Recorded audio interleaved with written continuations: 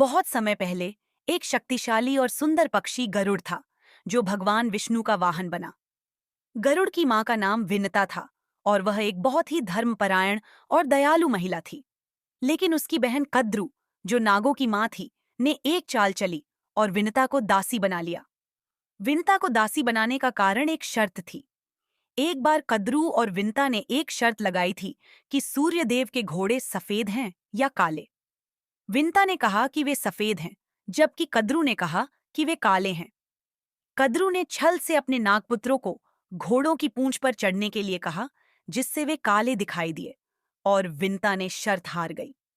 हारने पर विंता को कद्रू की दासी बनना पड़ा। गरुड़ अपनी मां को बहुत प्रेम करता था और उसे इस गुलामी से मुक्त करना चाहता था। उसने कद्रू से विनती की कि वह अपनी मां को आजाद कर दे। कद्रू ने शर्त रखी कि यदि गरुड़ अमृत स्वर्ग से लाकर नागों को दे देगा तो वह विंता को मुक्त कर देगी। गरुड़ ने यह कठिन कार्य स्वीकार कर लिया। उसने स्वर्ग लोक की ओर उड़ान भरी, जहां अमृत सुरक्षित रखा हुआ था। इस मार्ग में गरुड़ को कई बाधाओं का सामना करना पड़ा। पहले अमृत की रखवाली करने वाले देवताओं से उसे लड़ाई करनी पड़ी।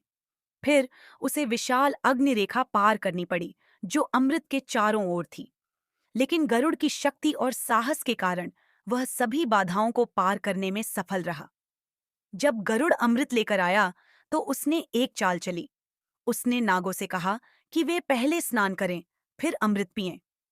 जब नाग स्नान करने गए, तब गरुड़ ने अमृत को भगवान इंद्र को वापस दे दिया, क्योंकि वह नागों को अमर नहीं करना चाहता था।